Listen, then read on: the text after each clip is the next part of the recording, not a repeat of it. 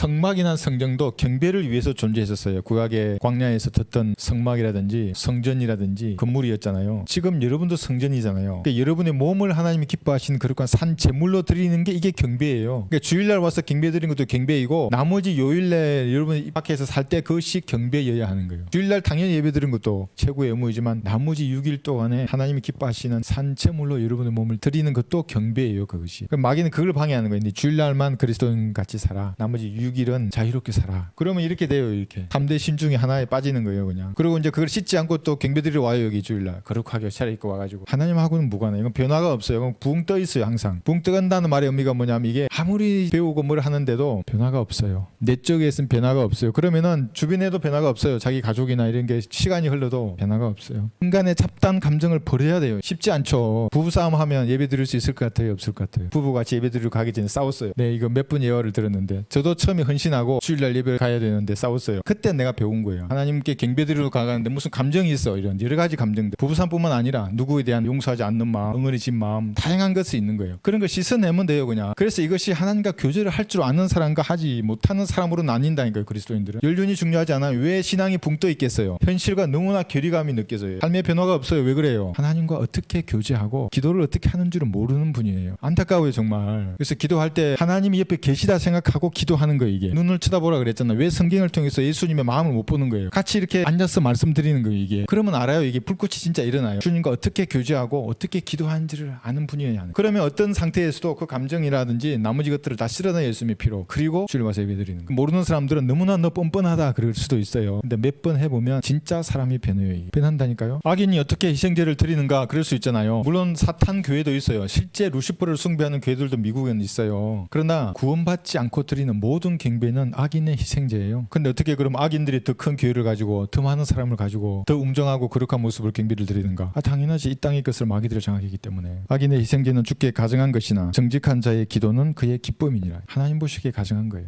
구원받고 준비된 상태로 하나님 앞에 뭔가 아뢰잖아요. 아니 하나님이 얼마나 좋으시겠어요. 내 자녀에게 뭔가를 주고 싶은데 그걸 구해요. 마치 얼마나 좋아요 그게. 예수님께서는 기도를 이렇게 예화를 드셨잖아요. 밤늦게 와서 문을 두드려요. 뭐 달라고 그러면은 두드리는 그 인간이 싫어도 내가 귀찮아라서라도 준다는 거예요. 근데 믿음이 없으니까 사람들은 구하지를 않아요. 그리고 그냥 다 내팽개쳐 버려요. 그러면 어떻게 된다 그랬어요? 번데기 되는 거예요. 번데기. 좀만 기다리면 그 번데기가 나비가 되는데 몇 번 이제 해보면 알아. 몇 번 번데기 상태에서 이제 한번 키보면 알아요. 아이고 이번에도 애벌레 오령은 다 넘겼는데 번데기에서 죽었어. 이제 나비가 될 텐데 좀 있으면 그 시행착오를 줄여야 돼요. 그리스도인들. 나비 같은 모습으로 사는 거예요. 성은 끝에 이르자 사무엘이 사울에게 말하기를 그 종으로 우리보다 앞서가게 하라. 그러자 그가 앞서가더라. 너는 잠시 가만히 서 있으라. 내가 내게 하나님의 말씀을 알게 하리라 하더라. 잠시만 가만히 서 있으면 하나님의 말씀을 알아요. 하나님의 뜻이 무엇인지 알게 된다고요. 못 기다려요. 유통기한이 3개월밖에 안 된다는 거죠. 우리 교회 유통기한 어떤 사람에게는 가버려요. 3개월. 어떤 사람 1년밖에 안 되고. 잠시만 기다리면 돼요. 잠시만. 근데 이것이 육신적인 인내라면 그냥 기다리면 되는데 영적인 것이기 때문에 사실은 더 힘들어요. 그 번데기의 생활이 더 힘들다고요. 잠시만 기다리면 이제 나비로 탁 변할 거예요. 그러면 이제 아는 거.